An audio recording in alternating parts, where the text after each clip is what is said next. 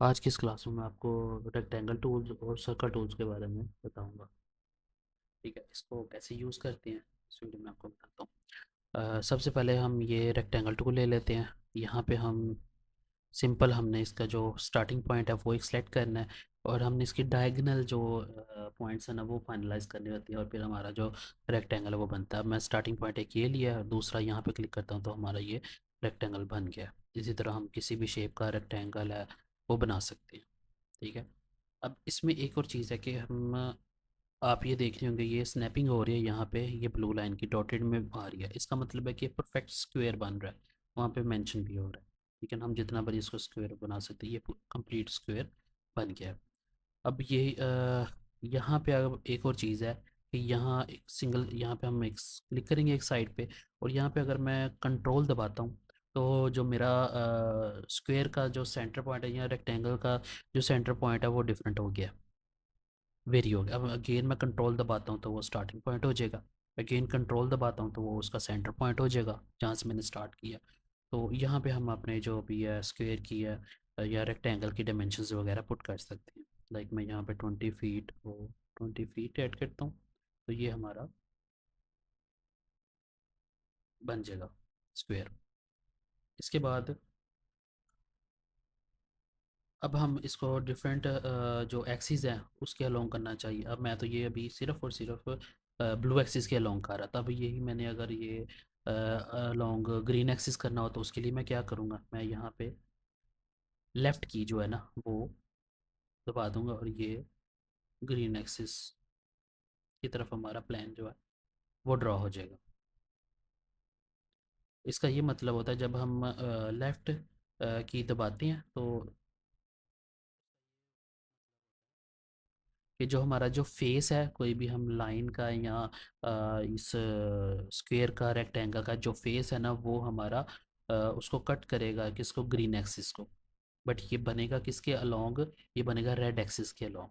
इसी तरह जब हम मैं इसको रेड एक्सिस राइट क्लिक करता हूँ, राइट जो बटन है हमारा उसको दबाता हूँ, तो ये हमारा किसके अलोंग बना, ग्रीन एक्सिस। अब इसी तरह हम जो आपको बताया था कि अगर हम कंट्रोल दबाते हैं, कंट्रोल दबा के उसका सेंटर पॉइंट सर्कल का या रेक्टेंगल का चेंज हो जाएगा, वो मिड में आ जाएगा। ठीक है ना, वो जो स्टार्टिंग पॉइंट था वो मिड बन जाएगा।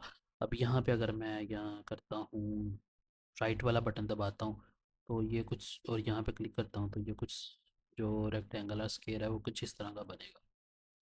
और यही अगर मैं लेफ़्ट पे दबाता हूँ तो ये कुछ इस तरह का बनेगा। और यही अगर ऊपर वाला मैं बटन दबाता हूँ अप की वाला, और देन ये फिर इस तरह का बनेगा। एक ये हमारे पास रेक्टेंगल टूल है। देन हमारे पास एक रेक्टेंगल टूल है, रोटेटेड रेक्टेंगल टूल। इसका ये फ़ायदा है कि हम इसको किसी भी एंगल पे आप अपनी जो है रेक्टेंगल है वो बना सकते हैं। लाइक अगर मैं ये और ये सिलेक्ट करता हूँ तो ये आप लोग देख सकते हैं। सिर्फ ये नहीं कि मैं एक या लॉन्ग के एक्सिस उसको एडजस्ट कर पा रहा हूँ, प्रोटेक्टर आ गया और उसके वो हमारे एंगल्स मेंशन कर रहा है कि कहाँ किस एंगल पे आप रखना चाह रहे हैं। वो एंगल आ रहा है 77.3। देन ये यहाँ पे मैं कुछ डायमेंशन ऐड कर देता हूँ। फॉर एग्जाम्पल मैं यहाँ पे रखना चाहता हूँ, यहाँ पे मैं डायमेंशन कोई भी ऐड करता हूँ 25 फीट, तो ये उसी एंगल में 25 फीट का जो है रेक्टेंगल क्रिएट हो जाएगा। इसी तरह हम इसको किसी भी पॉइंट की तरफ हम बना सकते हैं, हमारी कोई रिस्ट्रिक्शन नहीं। तो ये भी काफ़ी हेल्पफुल होता है जब हम पिच रूप बनाते हैं, वहाँ पे भी काफ़ी जगह पे ये इस्तेमाल होता है टूल। इसके बाद हमारे पास आ जाता है सर्कल टूल। सर्कल टूल को हम जब पिक करेंगे तो ये कुछ इस तरह का हमारे पास हैगा। और ये जो आप देख रहे हैं ये हमारा सेंटर टू सर्कमफेरेंस तक डिस्टेंस जो कि हमारा रेडियस है, यहाँ पे हम रेडियस हम अपना ऐड कर देंगे। राइट साइड पे भी डायमेंशंस की जगह आप देखें वहाँ मेजरमेंट की जगह रेडियस आ रहा है, तो यहाँ पे हम अपना रेडियस ऐड कर देते हैं 15 फीट। तो ये हमारा सर्कल बन गया। इसी तरह ये डिफरेंट सर्कल्स हम इस तरह कर सकते हैं। अब आप एक चीज़ यहाँ पे नोट कर रहे होंगे कि ये परफेक्ट स्क्वायर क्यों नहीं है, यहाँ पे साइड पे सेगमेंट्स बने हुए हैं। तो वो बेसिकली जब हम अपना सर्कल बना रहे होते हैं ना तो हमने क्या करना होता है, अगर हम चाहते हैं कि परफेक्टली वो सर्कल हो, साइडों पे कोई भी लाइंस ना आए, कोई सेगमेंट्स ना होने बने, तो हमने कंट्रोल प्लस, आप देख रहे हैं उसके जो सेगमेंट्स हैं वो बढ़ते जा रहे हैं, जिसकी वजह से वो मल्टीपल टाइम्स जो उसकी साइड्स हैं वो कम होती बढ़ती जा रही हैं, जिससे उसका जो स्मूथनेस है सर्कल की वो इंक्रीज़ होती जा रही है। तो ये हमारा चले गई। अगर यही मैं कंट्रोल माइनस करता हूँ तो उसकी जो साइड्स है वो डिक्रीज़ होती जाएंगी। और ये एक टाइम ऐसा आएगा जब उसे माइनस में करता रहूँगा, तो एक टाइम ऐसा आएगा ये ट्राइंगल में कन्वर्ट हो जाएगा। मैं आपको करके बताता हूँ।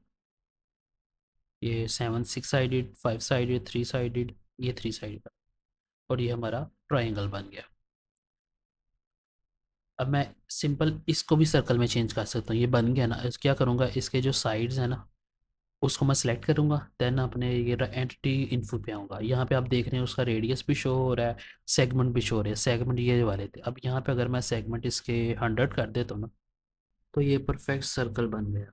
इसी तरह हम इसका रेडियस भी चेंज कर सकते हैं। और आप नीचे देखें उसका सर्कमफेरेंस भी आपके पास आ रहा है, कितने सर्कमफेरेंस का है। ठीक है, ये इसलिए एक मेथड है।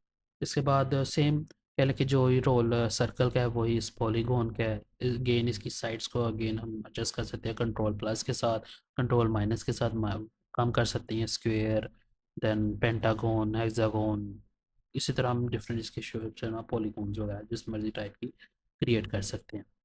जैसे मैं इसको पुल करूँगा ना, उसकी 3D फॉर्म में लेके आऊँगा, तो आप देखेंगे साइड पे ना लाइंस आ रही। तो सर्कल में ये चीज़ें नहीं होंगी। आज के लिए बस इतना ही, तो मिलते हैं हम अगली क्लास में। ये जो भी आपको क्लासेस वगैरह मैं देता हूँ कोई भी टूल्स के बारे में, उसको प्लीज़ प्रैक्टिस किया जाए। सिर्फ वीडियो देखने से कुछ नहीं होगा, जब तक आप प्रैक्टिस नहीं करेंगे आपको टूल का यूज़ नहीं आएगा।